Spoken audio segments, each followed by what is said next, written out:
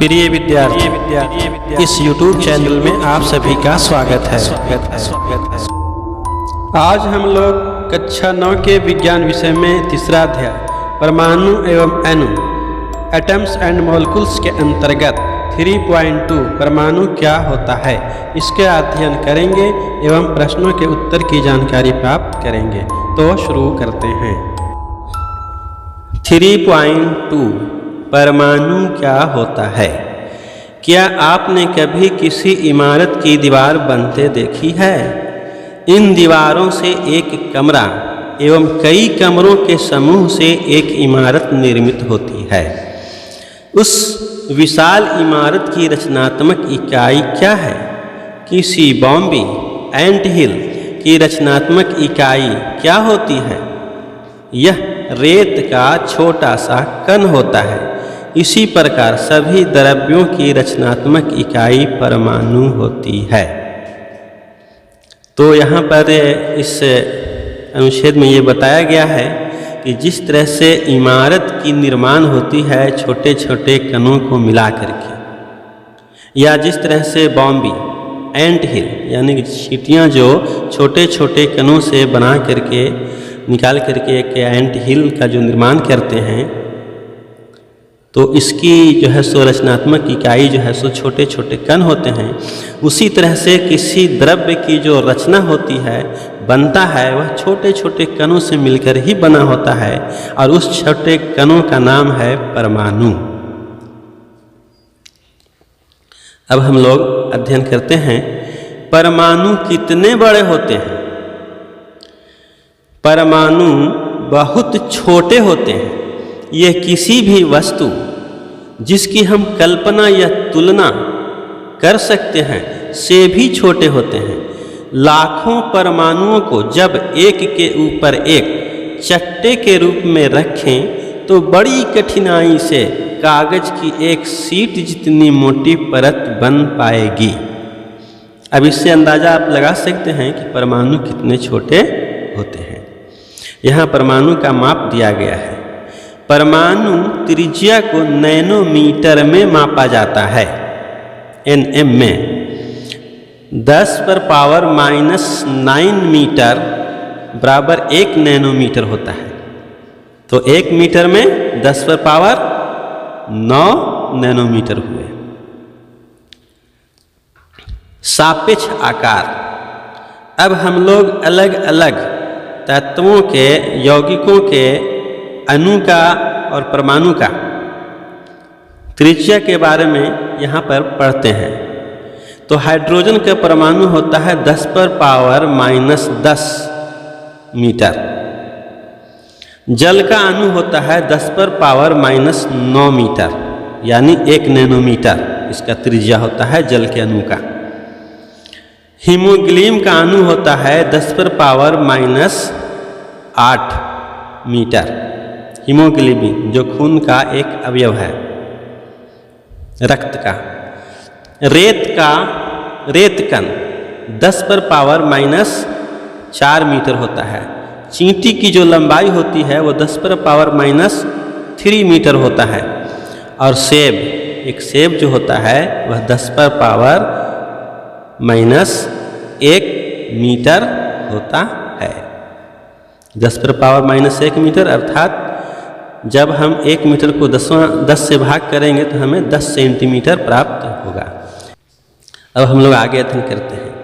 जब परमाणु का आकार इतना सूक्ष्म है कि हम इसे नगण्य मान सकते हैं तो हम इसके बारे में क्यों सोचें? हम इसके बारे में इसलिए सोचते हैं क्योंकि हमारा पूरा विश्व ही परमाणुओं से बना है।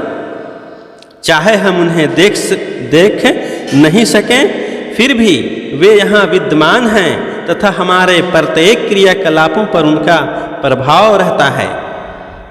अब हम आधुनिक तरीकों की सहायता से तत्वों की सतहों के आवर्धित प्रतिबिंबों को दिखा सकते हैं जिनमें उपस्थित परमाणु स्पष्ट दिखाई देते हैं। जैसा कि यहाँ चित्र 3.2 में सिलिकॉन सतह का प्रतिबिंब दिखाया गया है। देखिए, यह जो है सो परमाणु जो है छोटे छोटे, बहुत छोटे छोटे होते हैं। इसे बहुत ज़्यादा आवर्धित करके, बहुत बड़ा आवर्धित करके दिखलाया गया है इस तरह से। अब हम पढ़ते हैं 3.2.1 विभिन्न तत्वों के परमाणुओं के आधुनिक प्रतीक क्या हैं। डाल्टन ऐसे प्रथम वैज्ञानिक थे जिन्होंने तत्वों के प्रतीकों का प्रयोग अत्यंत विशिष्ट अर्थ में किया। जब उन्होंने किसी तत्व के प्रतीक का प्रयोग किया तो यह प्रतीक उस तत्व की एक निश्चित मात्रा की ओर इंगित करता था, अर्थात यह प्रतीक तत्व के एक परमाणु को दर्शाता था। बर्जीलियस ने तत्वों के ऐसे प्रतीकों का सुझाव दिया जो उन तत्वों के नामों के एक या दो अक्षरों से प्रदर्शित होता था। अब यहाँ तत्वों के परमाणुओं को दर्शाया गया है जो पहले प्रतीक हुआ करता था। चित्र 3.3 डाल्टन द्वारा सुझाए गए कुछ तत्वों के प्रतीक, जैसा कि देख रहे हैं हाइड्रोजन, कार्बन, ऑक्सीजन, ये सभी के परमाणुओं के प्रतीक दिखाए जा रहे हैं। फास्फोरस, सल्फर, आयरन, कॉपर, सीसा, सिल्वर, गोल्ड, प्लेटिनम, पारा। प्रारंभ में तत्वों के नामों की व्युत्पत्ति उन स्थानों के नाम से की गई जहां वे सर्वप्रथम पाए गए थे। उदाहरण स्वरूप कॉपर का नाम साइप्रस से उत्पन्न हुआ। कुछ तत्वों के नामों को विशिष्ट रंगों से लिया गया। उदाहरण स्वरूप स्वर्ण, गोल्ड का नाम अंग्रेजी के उस शब्द से लिया गया जिसका अर्थ होता है पीला। International union of pure and applied chemistry IUPAC एक अंतर्राष्ट्रीय वैज्ञानिक संस्था है जो तत्वों के नामों, प्रतीकों और मात्रकों को स्वीकृति प्रदान करती है। अधिकतर तत्वों के प्रतीक उन तत्वों के अंग्रेजी नामों के एक या दो अक्षरों से बने होते हैं। किसी प्रतीक के पहले अक्षर को सदैव बड़े अक्षर अर्थात कैपिटल लेटर में तथा दूसरे अक्षर को छोटे अक्षर अर्थात स्मॉल लेटर में लिखा जाता है। उदाहरणार्थ hydrogen H, aluminium Al, capital AL हम नहीं लिख सकते हैं, पहला अक्षर कैपिटल होगा और दूसरा अक्षर स्मॉल होगा। कोबाल्ट CO, पहला अक्षर कैपिटल है, दूसरा अक्षर स्मॉल है, इसे हम दोनों कैपिटल लेटर में नहीं लिख सकते हैं। कुछ तत्वों के प्रतीक उनके अंग्रेजी नामों के प्रथम अक्षर तथा बाद में आने वाले किसी एक अक्षर को संयुक्त करके बनाते हैं। उदाहरण पहला क्लोरीन Cl, दूसरा जिंक Zn इत्यादि। अन्य तत्वों के प्रतीकों को लैटिन, जर्मन या ग्रीक भाषाओं में उनके नामों से बनाया गया है। उदाहरणार्थ लौह आयरन का प्रतीक Fe है जो उसके लैटिन नाम फेरम से व्युत्पन्न किया गया है। इसी प्रकार सोडियम का प्रतीक Na तथा पोटेशियम का प्रतीक K क्रमशः नाइट्रियम एवं कैलियम के व्युत्पन्न हैं। इस प्रकार प्रत्येक तत्व का एक नाम एवं एक अद्वितीय रासायनिक प्रतीक होता है। अब हम लोग सारणी 3.1 में कुछ तत्वों के प्रतीक की जानकारी प्राप्त करते हैं। तो एल्युमिनियम, जैसा कि अभी हम लोग पढ़ चुके हैं कि किसी भी तत्व के प्रतीक अर्थात संकेत जो अंग्रेजी के प्रथम अक्षर होते हैं वो कैपिटल होते हैं और उसके बाद में आने वाले जो दूसरा अक्षर होता है वह स्मॉल होता है, और इन्हीं दो अक्षरों को मिला करके तमाम तत्वों के नाम का प्रतीक बनाया गया है। तो aluminium Al, argon Ar, barium Ba, boron B, bromine Br, calcium Ca, carbon Ce, chlorine Cl, cobalt Co, copper Cu, fluorine F, स्वर्ण यानी gold, Au hydrogen, H iodine, I iron, Fe सीसा, Pb magnesium, Mg neon, Ne nitrogen, N oxygen, O potassium, K silicon, Si चांदी, Ag sodium, Na sulphur, S uranium, U zinc, Zn। तो यहाँ जो तत्व के प्रतीक दिए गए हैं जानकारी सभी विद्यार्थियों को होना चाहिए।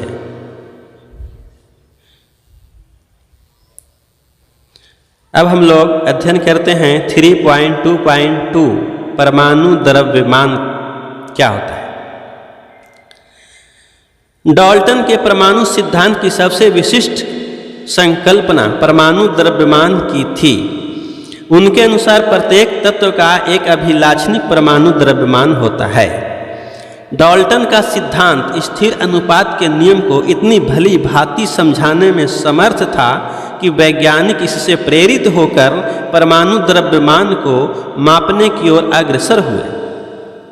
चूंकि एक परमाणु के द्रव्यमान को ज्ञात करना अपेक्षाकृत कठिन कार्य था, इसलिए रासायनिक संयोजन के नियमों के उपयोग एवं उत्पन्न यौगिकों के द्वारा सापेक्ष परमाणु द्रव्यमान को ज्ञात किया गया।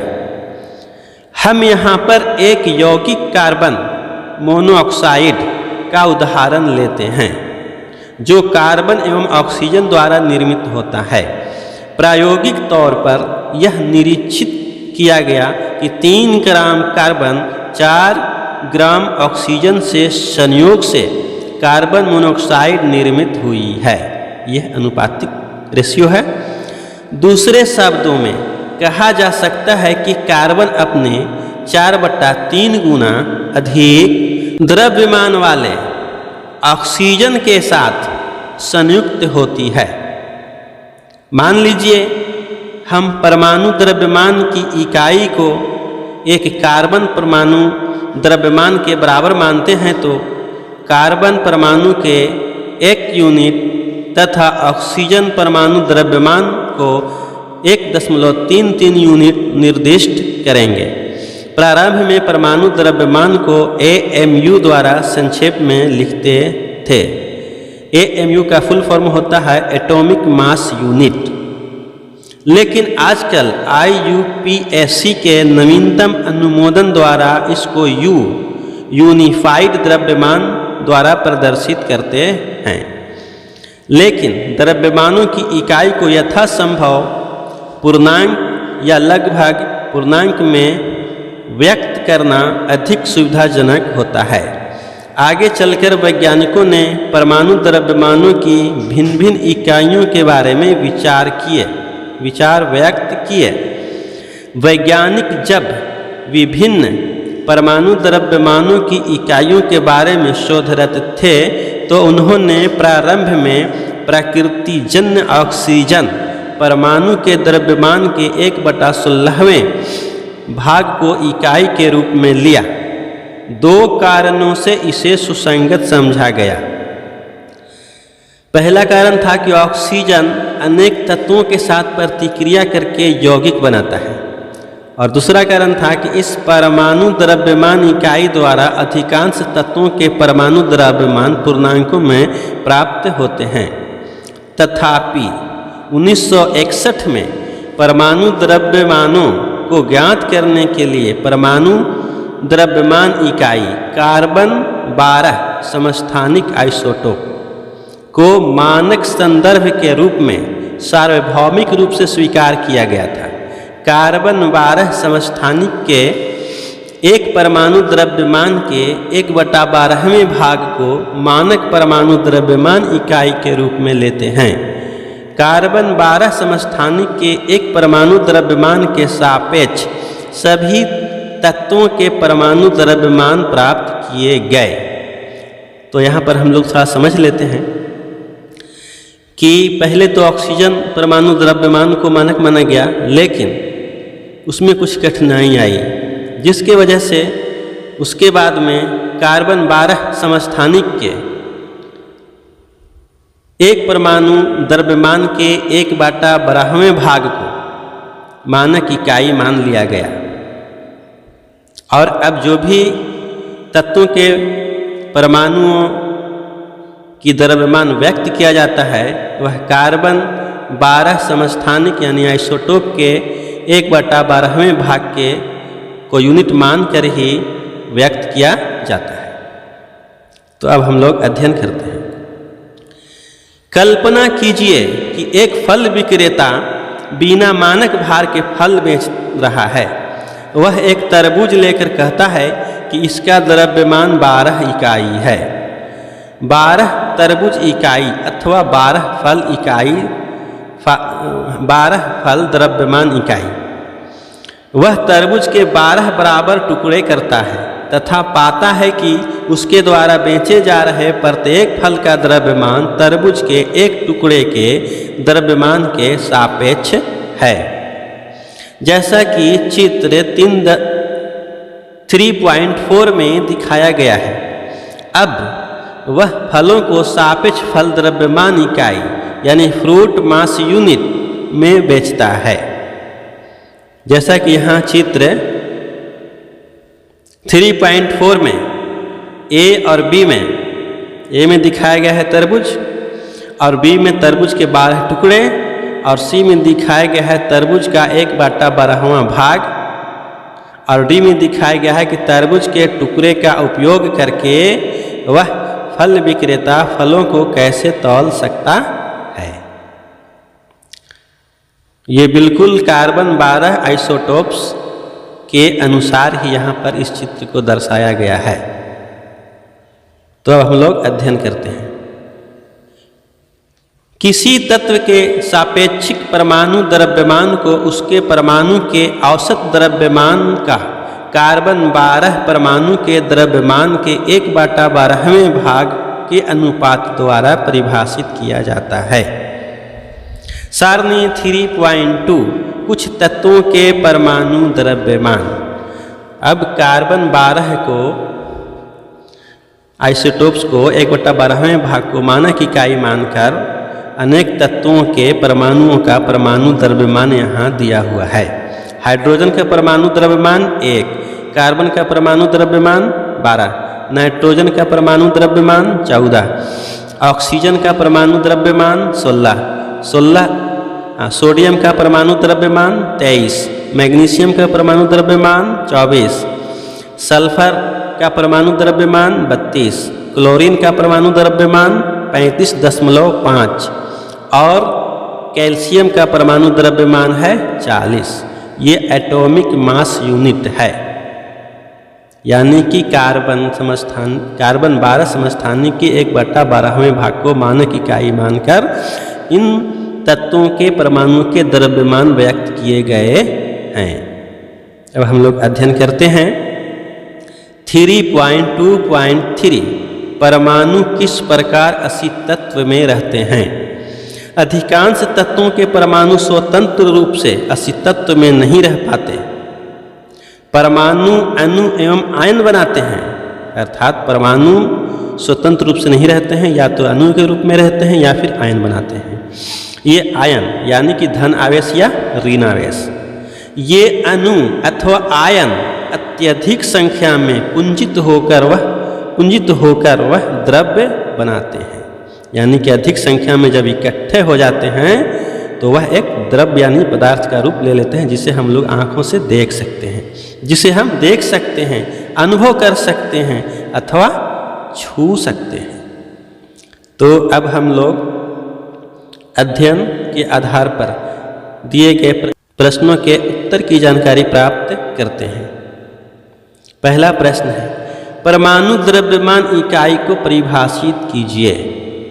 इसका उत्तर है, परमाणु द्रव्यमान इकाई एटॉमिक मास यूनिट कार्बन 12 समस्थानिक के एक परमाणु के द्रव्यमान के 1/12वें भाग के बराबर होती है। दूसरा प्रश्न है, एक परमाणु को आँखों द्वारा देखना क्यों संभव नहीं होता है। इसका उत्तर है, एक परमाणु को आँखों द्वारा देखना संभव इसलिए नहीं है क्योंकि इसका साइज अत्यंत छोटा होता है। इसे नैनोमीटर में मापा जाता है। 1 नैनोमीटर बराबर होता है 10⁻⁻⁹ मीटर। अतः इसे खुली आंखों से देखना संभव नहीं है।